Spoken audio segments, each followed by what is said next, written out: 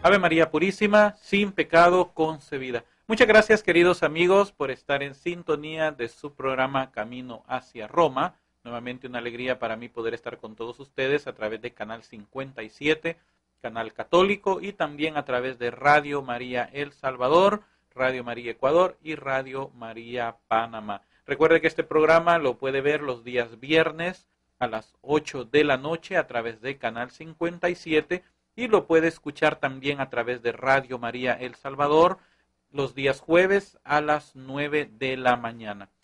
Estábamos hablando en el programa anterior el tema los 4 pilares de la fe. Para recapitular un poco, habíamos tomado como base la lectura del libro de los Hechos, capítulo 2, versículo 42, que dice de la siguiente manera: se mantenían constantes en la enseñanza de los apóstoles, en la comunión, en la fracción del pan y en las oraciones. Y esta es palabra de Dios. Estamos hablando en base al numeral 84 del Catecismo, que también lo leemos para entender y para poder retomar la idea que dejamos en el programa anterior. El depósito sagrado de la fe, contenido en la Sagrada Tradición y en la Sagrada Escritura, fue confiado por los apóstoles al conjunto de la Iglesia. Fiel a dicho depósito, el pueblo cristiano entero, unido a sus pastores, persevera siempre en la doctrina apostólica y en la unión, en la Eucaristía y la oración. Y así se realiza una maravillosa concordia de pastores y fieles en conservar, practicar y profesar la fe recibida. Estamos hablando en el programa anterior acerca de la importancia. El cimiento, dijimos, está entre los apóstoles y los profetas, y en los cimientos están las 4 columnas o los 4 pilares que sostienen nuestra fe. Nosotros como iglesia, como piedras vivas. Estábamos hablando de que estos 4 pilares son la enseñanza de los apóstoles, la comunión, la fracción del pan y la oración.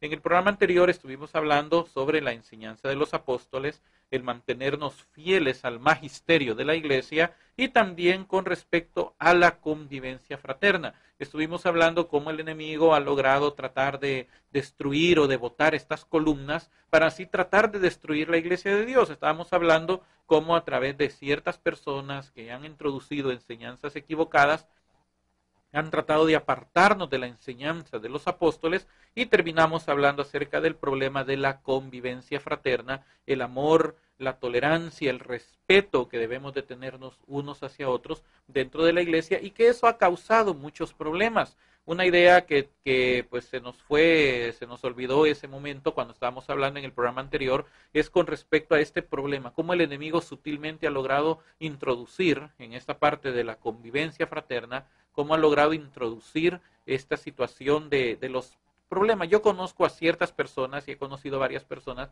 que cuando se les evangeliza, se les habla que tomen un compromiso con el Señor, la excusa que ellos ponen de no querer entrar a un compromiso con el Señor, de no querer entrar a un compromiso con la iglesia es porque muchos se pelean en la iglesia, muchos se pelean ahí en el grupo, solo son pleitos, solo son chismes. Y fíjese qué sutil el enemigo, cómo ha logrado destruir a estas personas a través del problema, del fracaso que hemos tenido en la convivencia fraterna. Por eso debemos de tener mucho cuidado en estos 2 pilares. Pero no, hoy vamos a retomar los otros 2 pilares. Vamos a tomar la idea de los nuevos 2 pilares que vamos a estar hablando en este programa, que son la Eucaristía y la oración.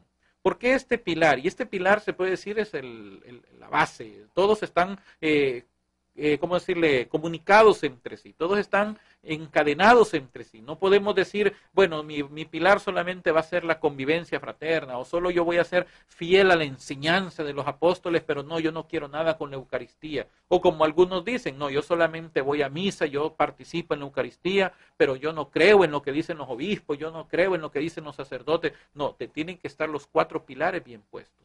¿Qué es la Eucaristía? La palabra Eucaristía, como lo dijimos en un programa anterior, quiere decir acción de gracias.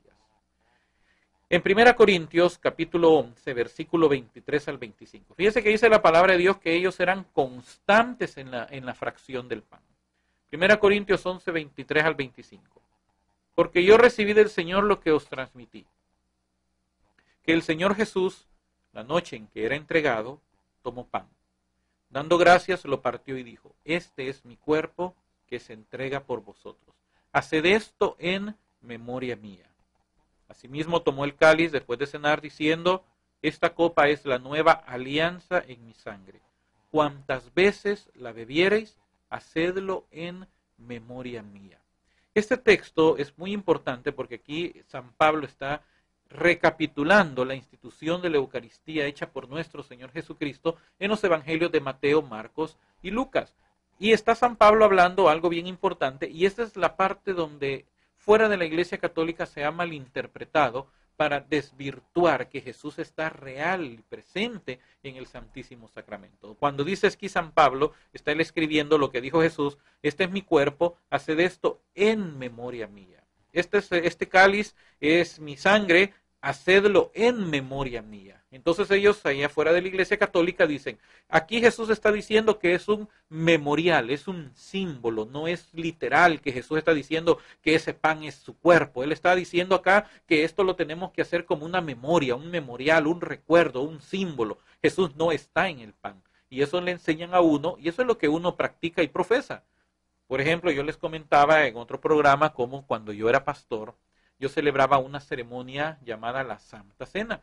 Repartíamos un pedacito de galletas saladas, comprábamos en el supermercado los paquetes de galletas saladas y les hacíamos, hacíamos unas ollas, unas hermanas eran las que se encargaban de eso, de un refresco de uva, hacían la hollada de refresco, y luego pues ellas mismas servían en unas copitas especiales que nosotros comprábamos, eran unas copitas plásticas, y en esas copitas estaban en unas bandejas de bronce, todo ya especial, se compraba aparte, y ya diseñado solo para esta situación, y estas copitas se ponían en esas bandejitas, las poníamos en una mesa al frente, abajo del púlpito, delante de toda la gente, con su mantelito blanco, un cartelito que decía, un rotulito que teníamos que decía, en memoria de mí, y luego venía yo como pastor, tomaba mi Biblia, me iba para la mesa y hacía la ceremonia. La ceremonia era leer esta parte de 1 Corintios 11, porque yo recibí del Señor lo que os transmití.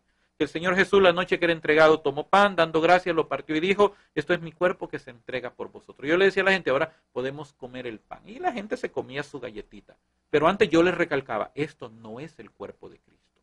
Cuando nosotros leemos la palabra de Dios, y lo hemos hablado en el otro programa anterior, realmente Cristo sí está presente en el Santísimo Sacramento. Jesús no está diciendo simbólicamente, ustedes crean, ustedes imagínense que no es. Jesús está diciendo claramente, esto es mi cuerpo.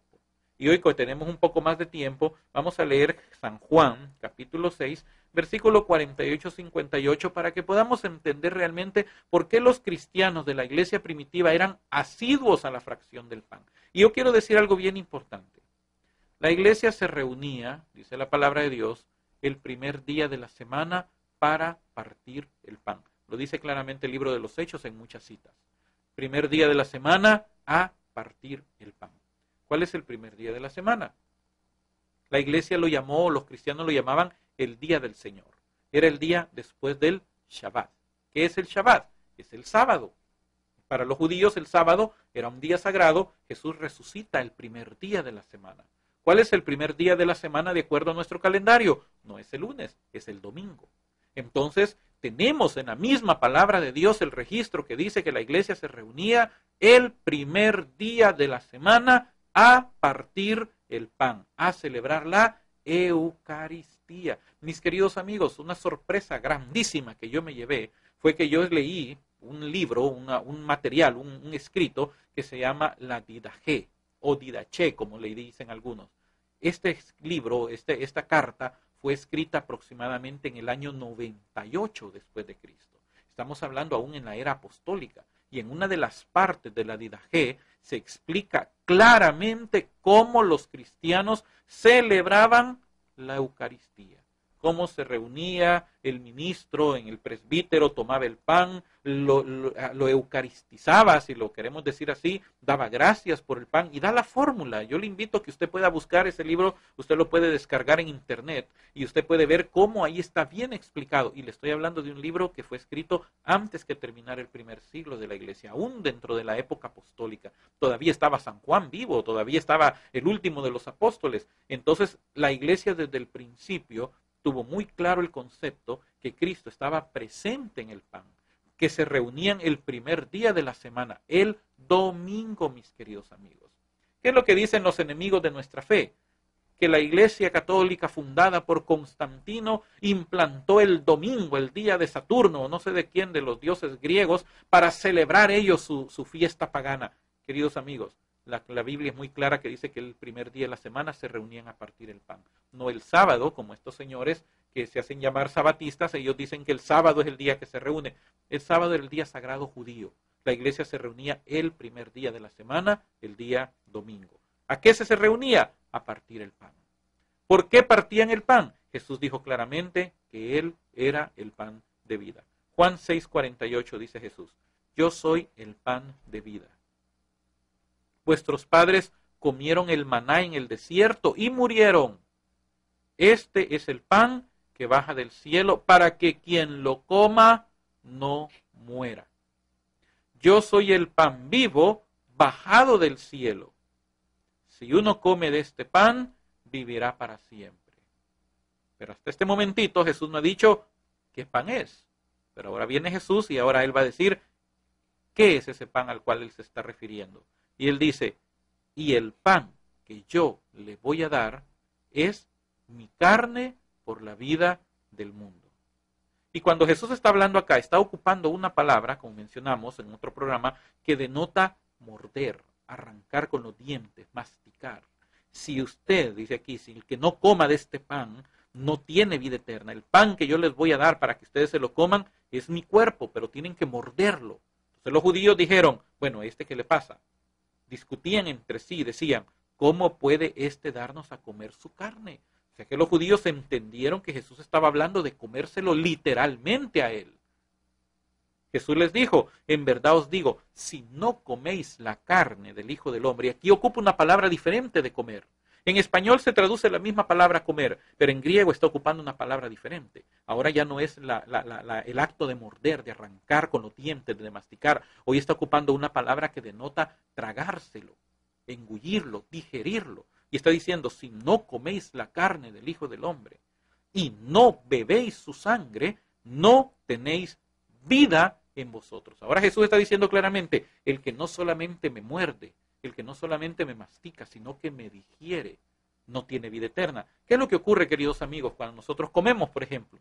Usted come porque del alimento usted saca su energía. Si nosotros no comemos, nuestro cuerpo pierde energía, empieza a tratar de buscar la energía del mismo cuerpo, y una persona que no está teniendo una alimentación adecuada, su cuerpo no tiene la energía adecuada y puede incluso fallecer. Mucha gente ha muerto por hambre y muchos niños mueren precisamente porque no tienen el alimento adecuado. Entonces, ¿qué está diciendo Jesús? Que si nosotros no comemos su carne, no lo digerimos a Él, no tenemos vida. Porque cuando usted come, querido amigo, usted se está comiendo pues su cena en este momento, a la hora que se da este programa, usted está digiriendo esa comida. Esa comida entra en su organismo y su organismo procesa esa comida para que su cuerpo absorba los nutrientes de ese alimento y así su cuerpo pueda seguir funcionando. ¿Qué es lo que dice Jesús? Cuando nosotros lo comemos a Él, nuestro cuerpo absorbe la vida de Jesús. Entonces la vida de Jesús se hace una con la vida nuestra. Así como el alimento se hace uno con usted y su cuerpo toma los nutrientes para tener vida, en este caso ahora usted está tomando a Jesús, comiendo a Jesús, y ahora Jesús, la vida de Jesús, está haciéndose parte de su vida. Y aquí se cumple un misterio que Jesús dijo. Cuando Jesús en Juan 17 está orando por los discípulos, él dice, Padre, que ellos puedan ser uno así como tú y yo somos uno, y que ellos también puedan ser uno, uno en nosotros, uno en ti, yo en ellos y tú en mí, para que sean perfectos en unidad, dice Jesús. Y se cumple un misterio grande, mi querido amigo. Por eso es que nosotros tenemos que entender y discernir lo que significa el cuerpo de Cristo. Nosotros pasamos a recibirlo de una manera digna. Cristo viene y entra en nosotros.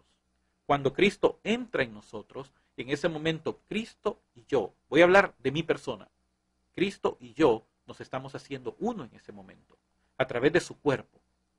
Yo recibo a Cristo.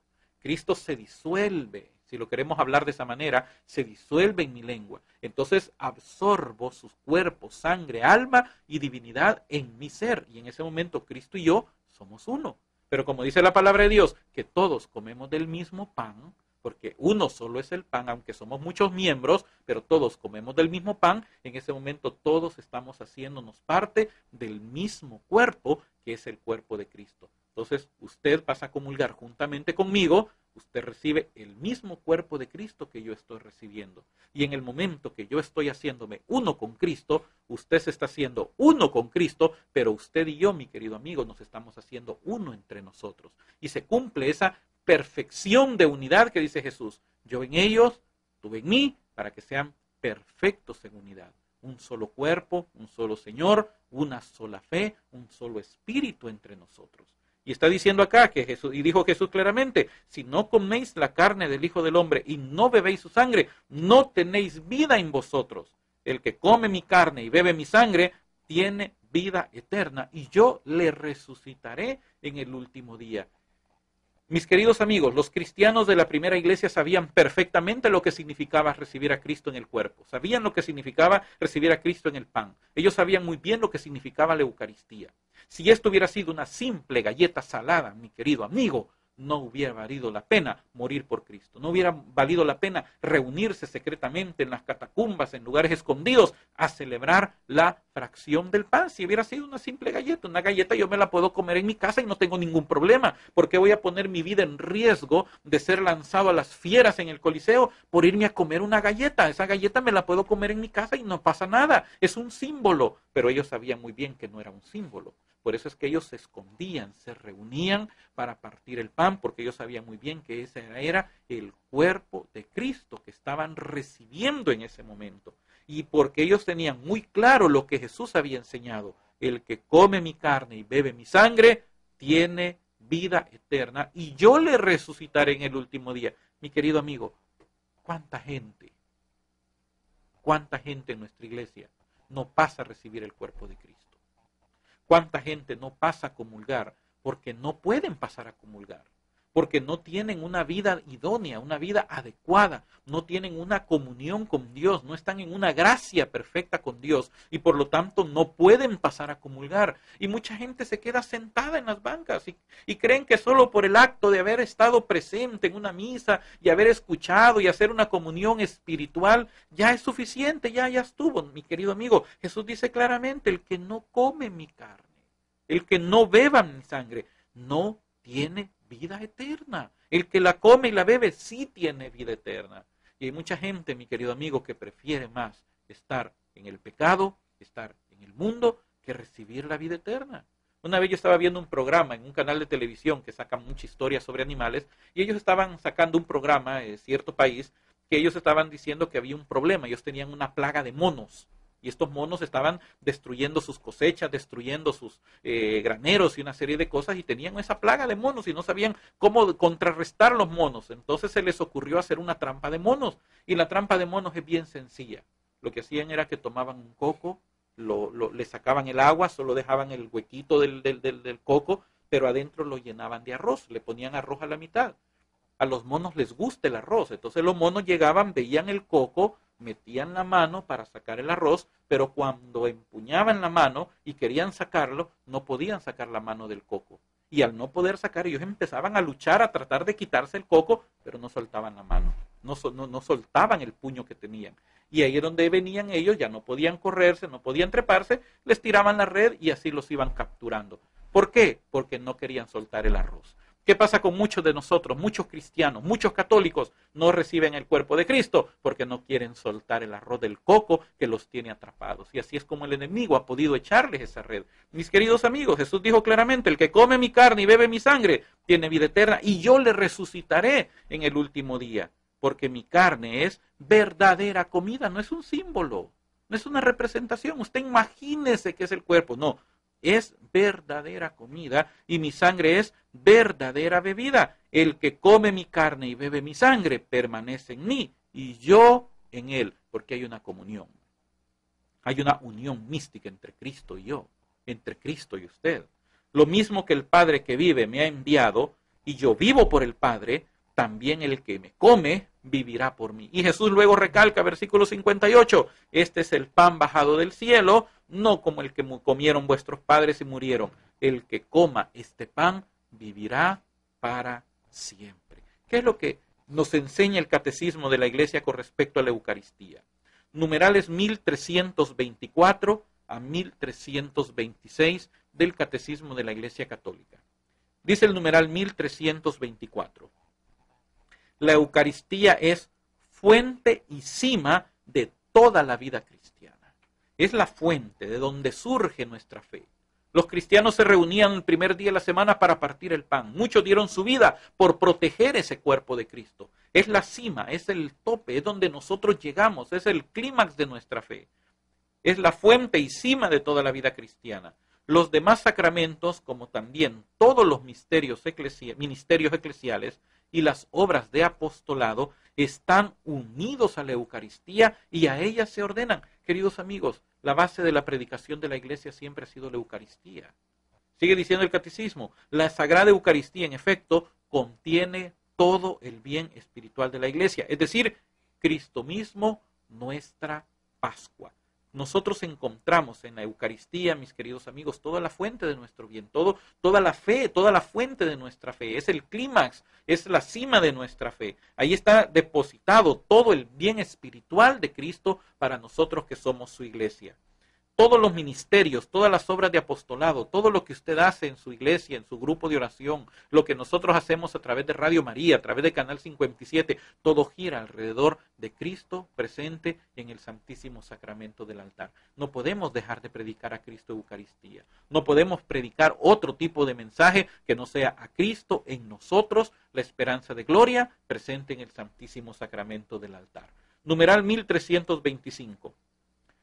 La Eucaristía significa y realiza la comunión de vida con Dios y la unidad del pueblo de Dios. Fíjese, la comunión de vida con Dios y la unidad del pueblo de Dios. Lo que hablamos hace un momento, nos hacemos uno con Cristo, nos hacemos uno entre nosotros.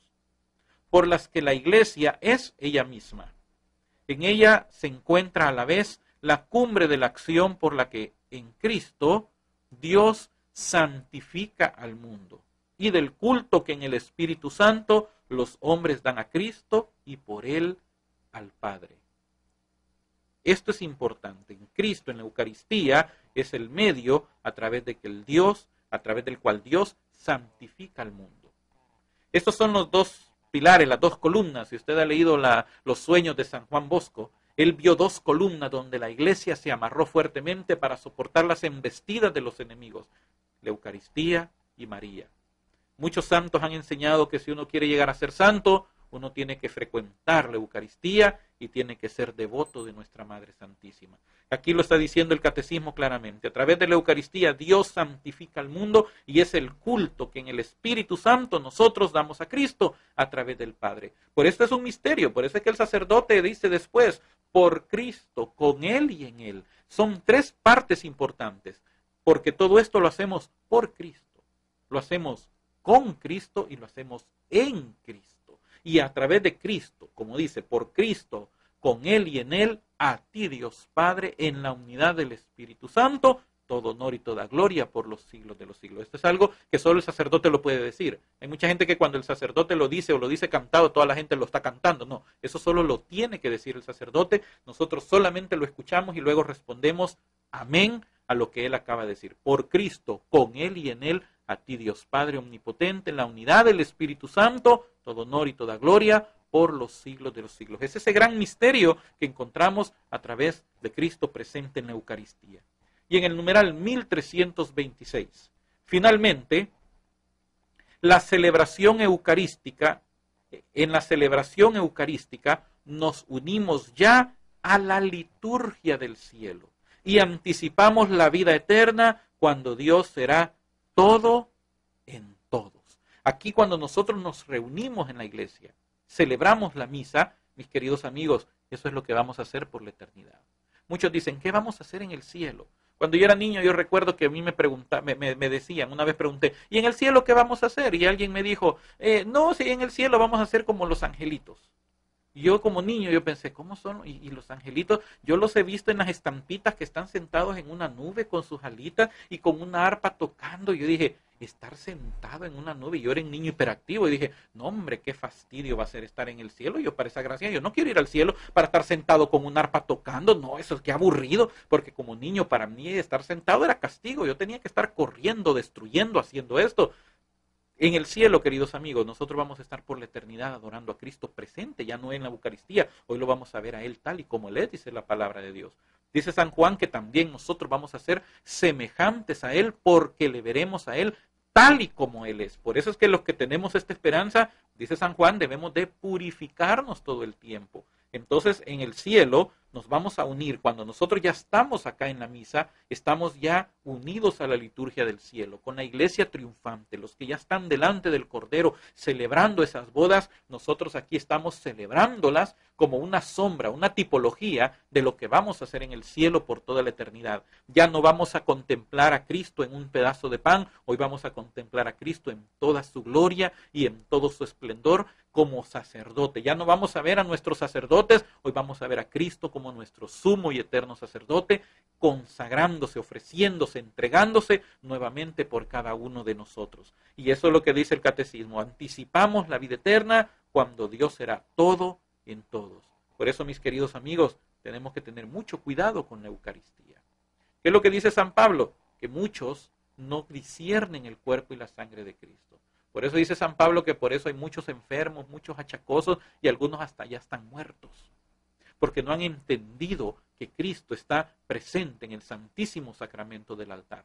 Este es el pilar más fuerte, si lo queremos llamar así, de nuestra fe como cristianos, como católicos, y es uno de los elementos más vitales para poder nosotros lograr llegar a la vida eterna. Una vez estábamos hablando y estábamos reflexionando con unas personas. Cuando uno sale de la Iglesia Católica, hay 3 elementos de la fe católica que a uno se los quitan cuando uno sale. Uno de esos elementos es la cruz. Le dicen que uno ya no tiene que andar cruces, que ya no tiene que tener cruces, que no tiene que tener crucifijos, porque solo al diablo le gusta ver a Cristo crucificado. Y la cruz es un instrumento de muerte. Le dicen a uno que ya no tiene que persinarse. Le dicen a uno que no tiene que honrar a María. María era una mujer como cualquiera. Y le dicen a uno que Cristo no está en el altar, no está en la hostia, ese es un pedazo de galleta, que todo es un símbolo. Fíjese que son 3 cosas que le dicen a uno. Pero cuando uno hace una lectura de la palabra de Dios, uno se da cuenta que el enemigo, mis queridos amigos, odia a muerte, odia, no lo soporta, odia a Cristo en la cruz. Le dicen a uno fuera de la iglesia, es que al único que le encanta ver a Cristo crucificado es al diablo porque él cree que así lo venció. El diablo no soporta ver a Cristo crucificado. Es más, dice la palabra de Dios que si los principados y potestades hubieran sabido lo que significaba crucificar a Cristo, no lo crucifican, porque con la muerte de Cristo vino la derrota para Satanás. Su muerte fue su derrota, su resurrección fue la vida eterna para nosotros que estábamos bajo el imperio de la muerte de él. Odia a María porque fue la mujer que trajo la simiente que puso su pie sobre su cabeza, y odia a Cristo presente en la Eucaristía. Dese cuenta, le quitan al crucifijo, le quitan la Eucaristía, le quitan a María, y el enemigo odia precisamente esos 3 elementos. Por eso tenemos que cuidar, conocer nuestra fe y orar por los que se han ido para otras fes, para que se den cuenta que han perdido el tesoro más grande que podamos tener, Cristo en nosotros, Cristo entre nosotros, Cristo presente, real, en el santísimo sacramento del altar.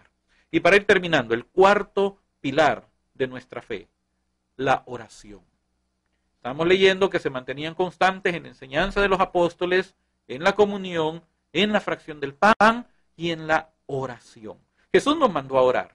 Un día los discípulos se le acercan a Jesús y le dicen, Señor, enséñanos a orar como Juan le enseñó a sus discípulos. Y Él nos dio un modelo de oración. Padre nuestro que estás en el cielo, santificado sea tu nombre. Primera parte, Padre nuestro, reconocerlo a Él como nuestro Padre. Yo soy su Hijo, Él es mi Padre.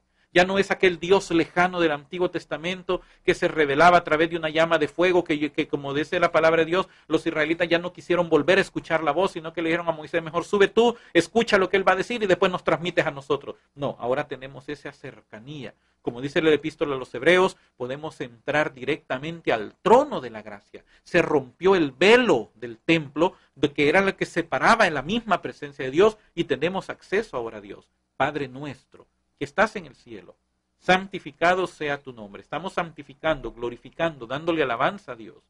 Venga a nosotros tu reino, pidiendo que el reino de Dios sea una realidad en mi vida, que ya no viva yo, como dice San Pablo, sino que Cristo viva ahora en mí. Y lo que ahora vivo en la carne, lo vivo en la fe del Hijo de Dios, que me amó y se entregó por mí. Ya no es mi voluntad, es la voluntad de Dios.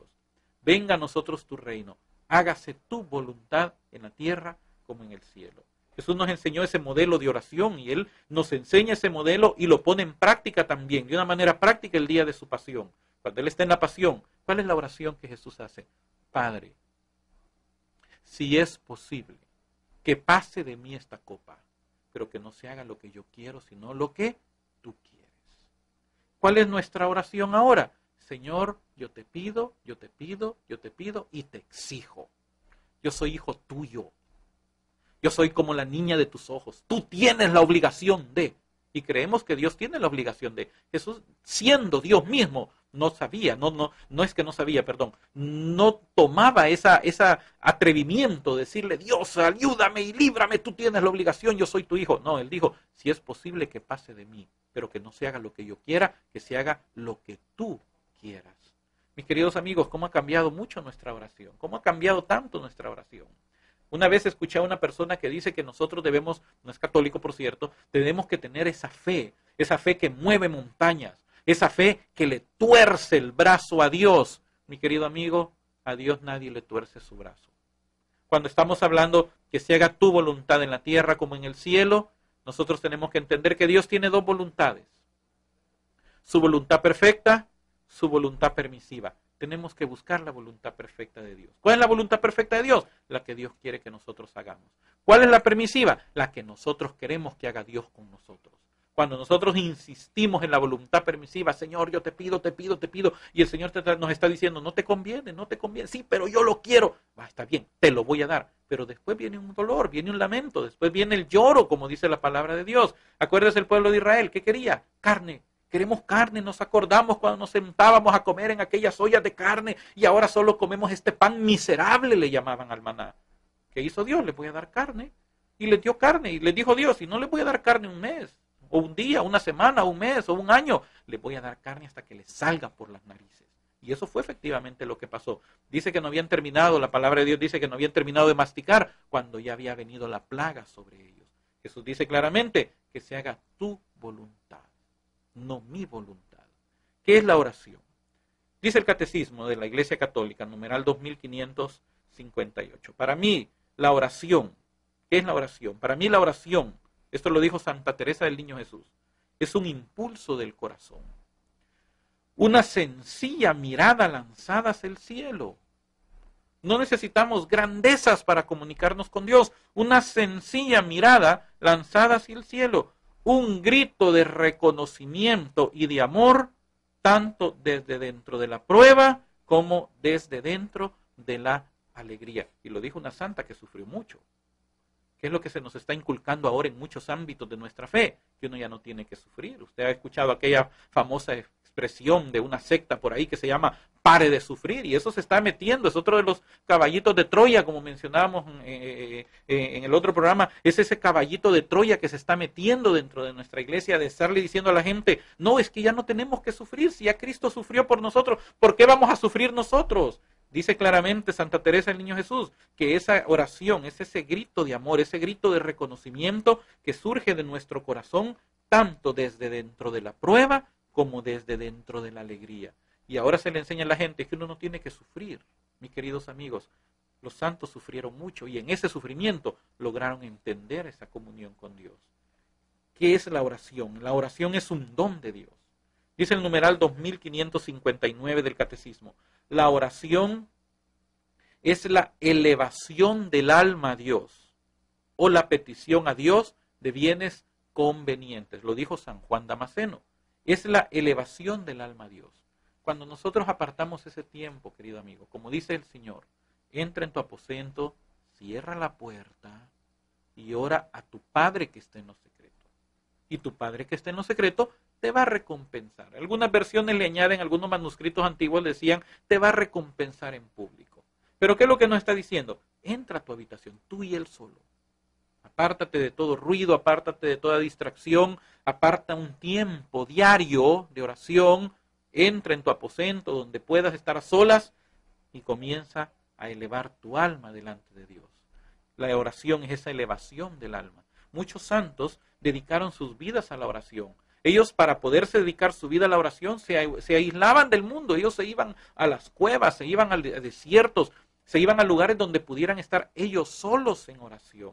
Y ellos estaban constantemente en esa comunicación con Dios. Ahora nosotros encontramos algunas espiritualidades que nos enseñan que podemos nosotros estar en nuestra labor diaria, en nuestro trabajo, en nuestra profesión. Usted que nos está viendo, que a lo mejor es médico o abogado o ingeniero o empleado o ama de casa, usted puede desarrollar una vida de espiritualidad, una vida de oración en la labor que usted hace. Por ejemplo, usted es un carpintero, hermano, querido amigo. Cuando usted esté martillando, esté orándole al Señor. A lo mejor ahí no le va a fallar el martillo en el clavo, no le va a pegar en el dedo, sino que donde tiene que pegar, donde uno esté trabajando, usted ahí tiene que estar orando al Señor. Señor, ayúdame, voy manejando, guárdame, cuida a los que van a la par mía y protégeme a mí también. Y usted está en esa comunicación, como dice la palabra de Dios, orando sin cesar, orando en nuestro estado, orando en el momento en el que estamos, en esa comunicación constante.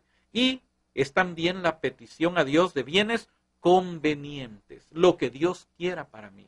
Señor, yo te pido esto, pero que se haga tu voluntad. Si tu voluntad es.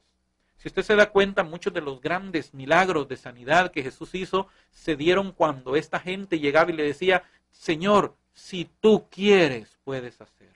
Señor, ten compasión de mí. Señor, si es tu voluntad. Cuando nosotros aprendemos a orar de esa manera, mis queridos amigos, empezamos a ver las cosas, los frutos de esa oración. Empezamos a ver las maravillas de Dios. Cuando nos despojamos de la soberbia, decir, Señor, yo te exijo, y decimos, Señor, si tu voluntad así lo quiere.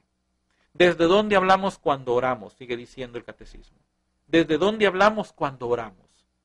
¿Desde la altura de nuestro orgullo y de nuestra propia voluntad o desde lo más profundo de un corazón humilde y contrito? ¿Usted se acuerda la historia de aquellos hombres que entraron a orar al templo? Un fariseo, un publicano. ¿Cómo oraba el fariseo? Señor, te doy gracias porque yo no soy como este que está aquí. Yo soy santo, yo doy mi diezmo, yo doy esto, yo hago aquí, yo hago lo otro, yo aquí, y exaltándose. Pero ¿qué hacía el publicano, el recaudador de impuestos, el pecador? Estaba postrado, con golpe de pecho, diciendo, Señor, ten piedad de mí, que soy pecador. Y Jesús dijo, ¿quién de los dos saldrá justificado? ¿Quién de los dos creen que salió justificado? Y claramente dijo, el que salió justificado, el que se humilló a sí mismo. Por eso está preguntándonos acá el catecismo, ¿de dónde nosotros hablamos cuando oramos? ¿De la altura de nuestro orgullo o de lo más profundo de un corazón humilde y contrito?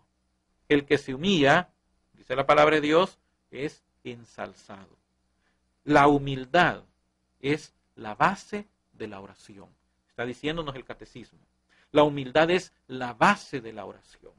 Nosotros no sabemos pedir como conviene, dice San Pablo en Romanos capítulo 8. No sabemos pedir como conviene. Por eso tenemos que pedir la asistencia del Espíritu Santo en el momento de la oración.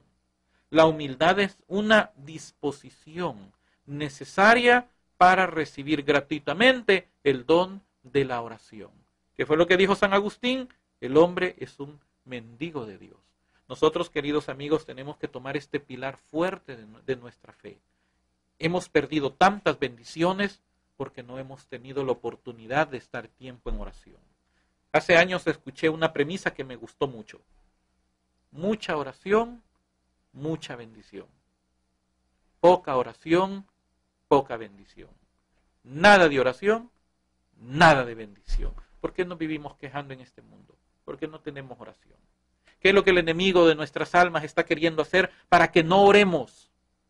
Nos está poniendo diferentes métodos de autoayuda para evitar que oremos. Nos pone diferentes métodos como el yoga y qué sé yo, otras cosas de meditación y la música de estar oyendo ruidito de agua que está cayendo y usted relájese y ponga su mente en blanco, eleve su espíritu y empiezan a decirle tantas cosas, pero lo más sencillo, querido amigo, ¿sabe qué es?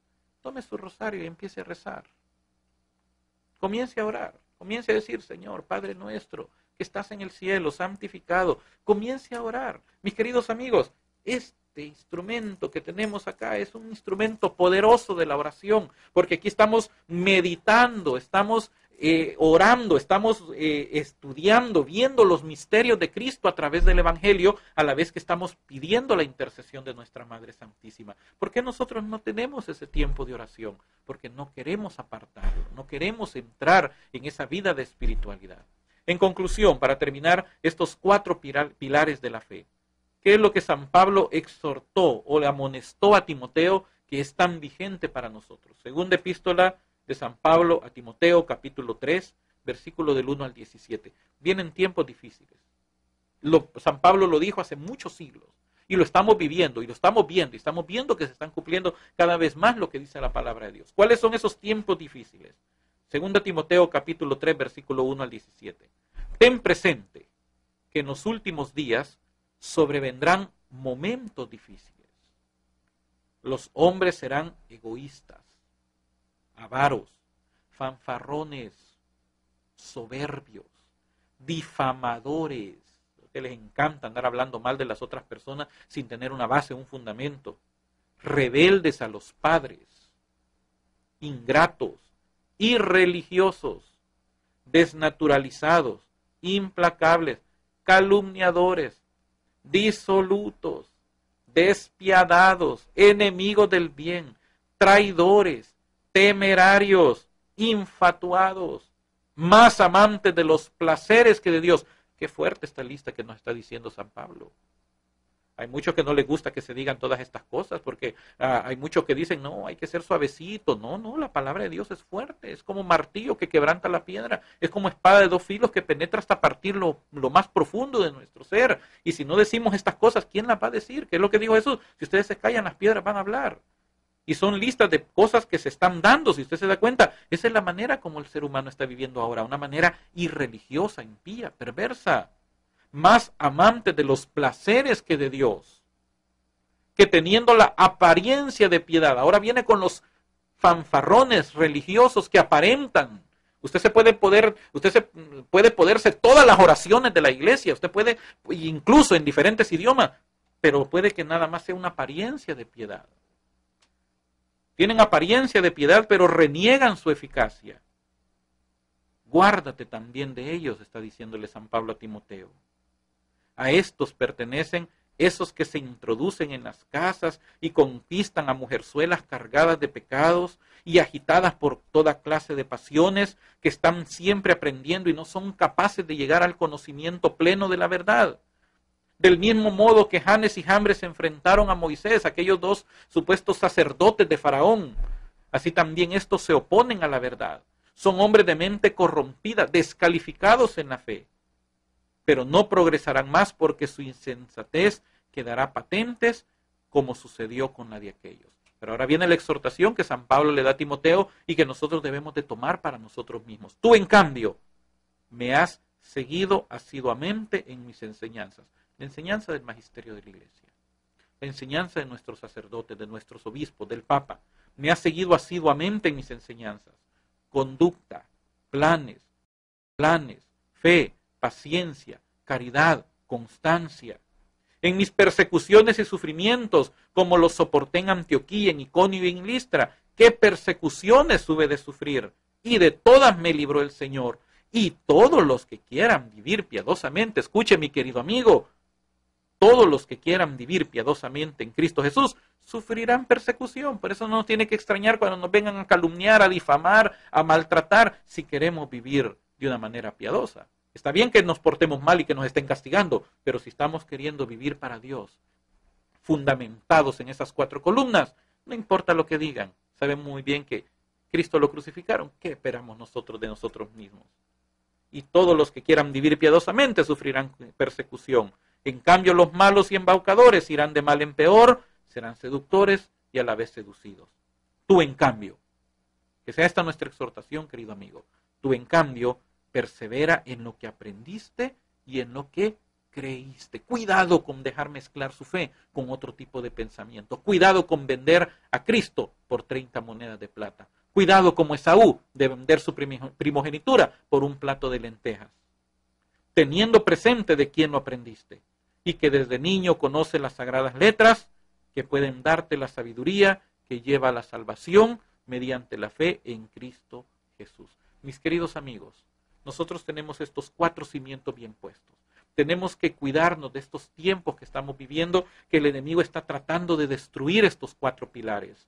La enseñanza de los apóstoles. Nunca dejemos la enseñanza del magisterio de la iglesia. Cuidado con escuchar enseñanzas que no vienen de nuestra iglesia.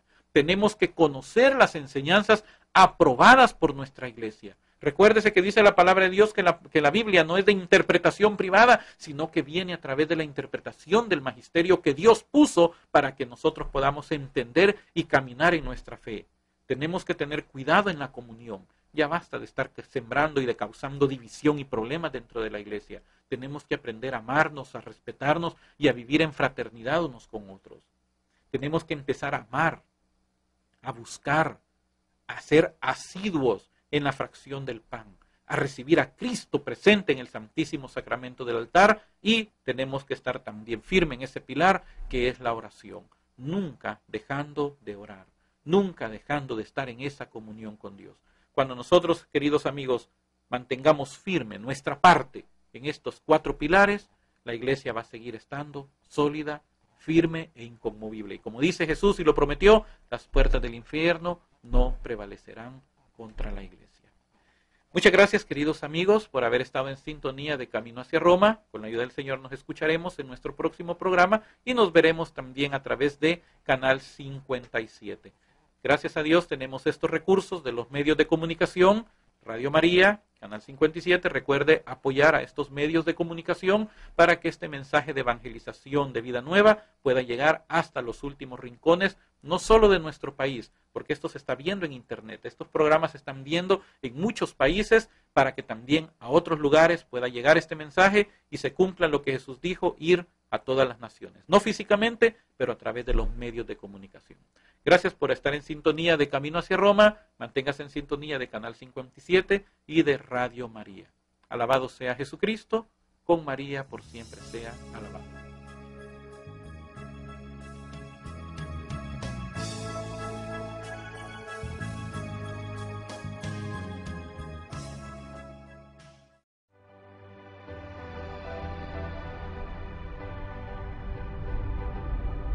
Canal Católico 57.